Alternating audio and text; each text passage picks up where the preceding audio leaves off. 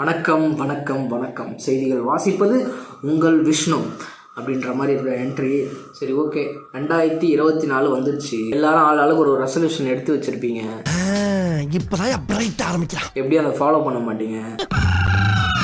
இருந்தாலும் என் பங்குக்கு நானும் ஃபாலோ பண்ண மாட்டேன். நான் ஒன்றும் ஒழுங்கு கிடையாது. நானும் ஃபாலோ பண்ண போகிறதில்ல.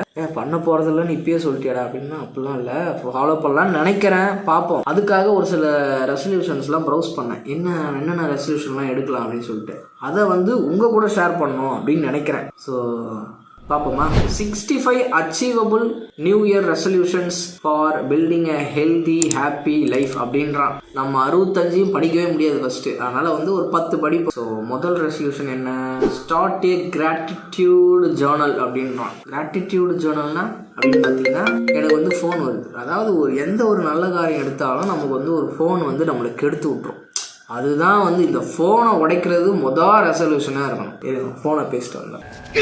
Start gratitude Journal. அதாவது கிராட்டிடியூட்னா ஒரு நன்றி உணர்வோடு இருக்கணும். அதை நம்ம கீப் ட்ராக்கிங் ஏதோ சொல்கிறாங்க. அதுலேருந்து ஒரு எடுத்துக்கக்கூடிய கருத்து என்ன அப்படின்னா எல்லாத்துக்கும் ஒரு நன்றி உணர்வோடு இருக்கணும் அப்படின்ற. நன்றி சொல்வேன் தெய்வமே.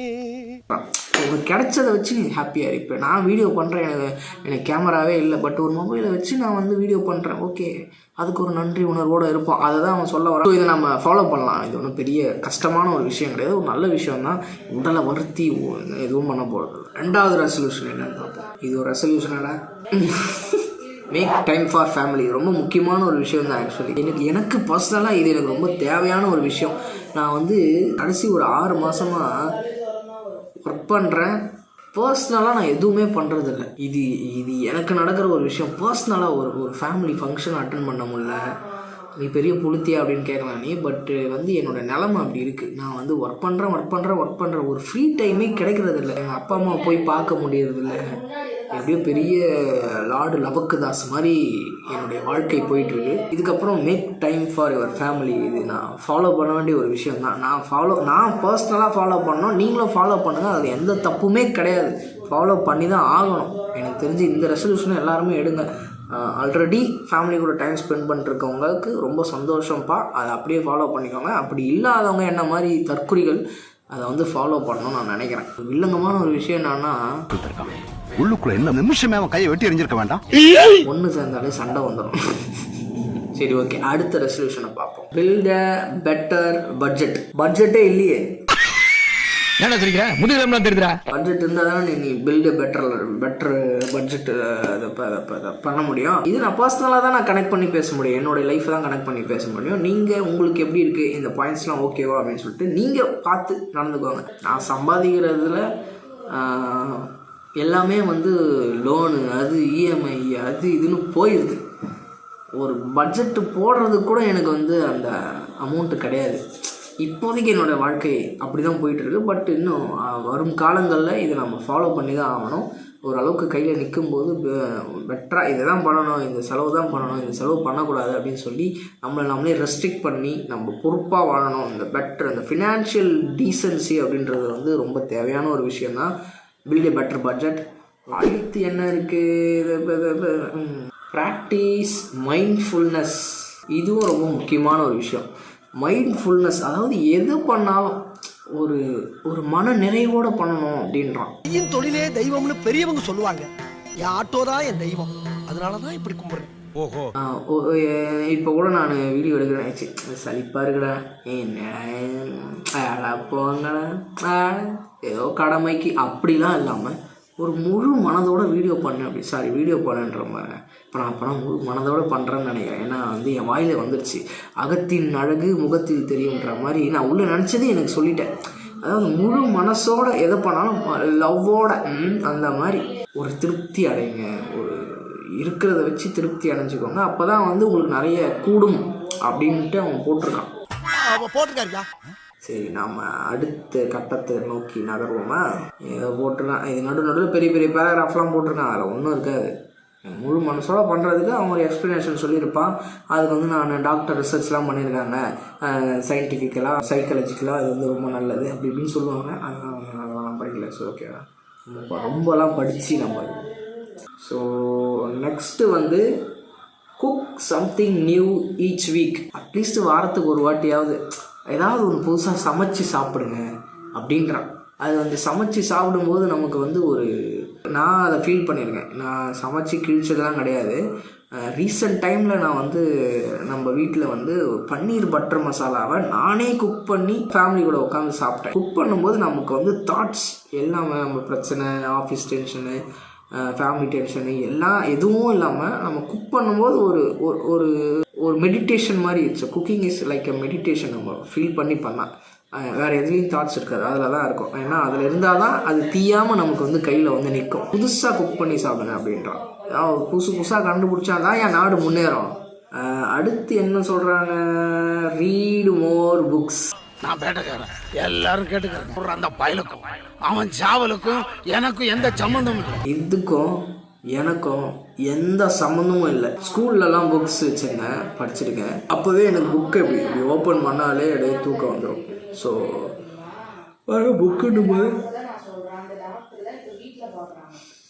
என்ன அதிசயம், புக்குன்னு சொன்னாலே எனக்கு தூக்கம் வருது பாருங்க. ஸோ புக்குனாலே எனக்கு வந்து அலர்ஜி.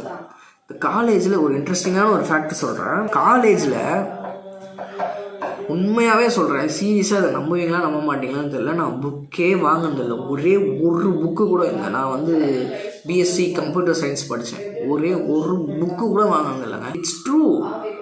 என்னோட காலேஜ் ஃப்ரெண்ட்ஸ் பார்த்துருந்தாங்கன்னா அவங்களுக்கு தெரியும். ஏன்னா அவனுங்களும் வாங்கினது, நாங்கள்லாம் ஒன்று தானே, ஒன்றுக்குள்ளே ஒன்று காந்தி பிறந்த மண்ணுன்ற மாதிரி தான் நாங்களாம் தான். அவனுங்களும் வாங்கினதில்லை, நானும் வாங்கினதில்லை. அதை வாங்காமலே நான் கிளியர் பண்ணேன்னா, நான் வாங்கியிருந்தால் டிஸ்டிங்ஷன்லாம் வாங்கியிருப்பேன். வேணாம் அப்படின்ட்டு விட்டாங்க. ஒன்லி நோட்ஸ் பாடம் எடுக்கிறாங்க பார்த்தீங்களா, அதை நோட்ஸ்லாம் எழுதியிருக்கேன், நோட்லாம் வாங்கியிருக்கேன். But book வாங்கினதில்லை. ஒன்லி வாத்தியார் சொன்னாங்க கேட்டு மட்டும்தான் நான் பாஸ் ஆகியிருக்கேன். அடுத்த ரெசல்யூஷன் என்னென்னு பார்ப்போம். எல்லாம் ரெசல்யூஷன் எடுத்துக்கலாம், இதுதான் பார்த்து தான் பண்ணணும், நியூ இயருக்கு தான் பண்ணணும் அப்படிலாம் ஒன்றும் இல்லை. நீ ஒன்றே செய், நன்றே செய், இன்றே செய், எப்போ வேணால் செய்யலாம். டிசம்பர் 31 கூட நீ ரெசல்யூஷன் எடுத்துக்கலாம். ஜூன் 10 கூட நீ ரெசல்யூஷன் எடுக்கலாம். ஜூன் 29 கூட நீ ரெசல்யூஷன் எடுக்கலாம். ஸோ எப்போ வேணால் எடுக்கலான்றதான் அப்படி சுற்றி வச்சு சொல்கிறேன். Create a cleaning schedule you will stick to. இடத்துல வாழ்கிற அதை வந்து சுத்தமாக வச்சுக்கோ.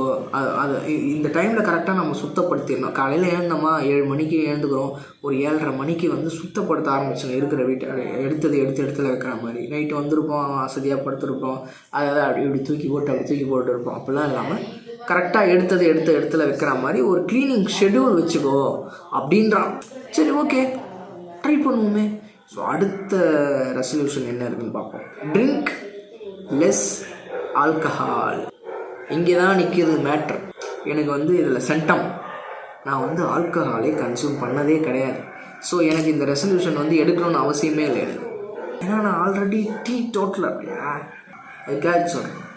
அடுத்த ரெசல்யூஷன் என்னன்னு பார்ப்போமா. Good housekeeping make dinner easier. இது என்னடா இது, ரெசல்யூஷனாக இல்லை விளம்பரமாடா? அதான் சுத்தமாக வச்சுக்கணும், ஹவுஸ் கீப்பிங்கு. இது என்னன்னு எனக்கு புரியல. And dinner easier. Stop asking your self if you have the time to cook and Mutual fund investments are subject to market risks. Read all scheme related documents carefully. அதாவது இது என்ன சொல்லியிருக்கான்னு எனக்கு சத்தியமாக புரியல. சொல்கிறான்னா போன ரெசல்யூஷனுக்கும் எதுக்கும் லிங்க்கு தான் இது. நீ அதை நீட்டாக வச்சுக்கோ அப்படின்றான்னு நினைக்கிறேன். இது படிக்க கான்சன்ட்ரேட் பண்ணி படிக்கலைங்க நான். ஸோ அந்த ரெசல்யூஷனை இல்லைங்க. நெக்ஸ்ட் 10th ரெசல்யூஷன் பற்றி சொல்லுவாங்க தானே. ரொம்ப முக்கியமான ரெசல்யூஷன், நம்ம எல்லாருக்கும் தேவைப்பட்ட ஒரு பழக்கம். நீங்கள் அதெல்லாம் ஃபாலோ பண்ணுறீங்களான்னு தெரில. சப்போஸ் ஃபாலோ பண்ணுறீங்கன்னா ரொம்ப சந்தோஷம். நான் அதை ஃபாலோ பண்ணலைங்க. Commit to a healthier sleep routine. ஹெல்தியான ஸ்லீப் ரொட்டீன் இருக்கணும் அப்படின்னா இது எல்லாமே, இப்போ நான் படித்த எல்லாமே, நான் பார்த்த எல்லா ரெசல்யூஷனுமே வந்து ஒரு கோரிலேட்டடான ஒரு ரெசல்யூஷன்ஸ் தான். ஒரு வாழ்க்கையை வந்து ஒரு டீசெண்டாக ஒரு டைமிங்காக எப்படி இதை சொல்கிறது, நான் ஒரு ஆர்கனைஸ்டாக இருக்கிறவங்களுக்கு தான் அதெல்லாம் வந்து செட் ஆகும். பட் நான் ஆர்கனைஸ்டாக இல்லாதவன். பட் இதெல்லாம் ஃபாலோ பண்ணால் எனக்கும் நல்லது, என் கண்ணுக்கும் நல்லது, என் உடம்புக்கும் நல்லது.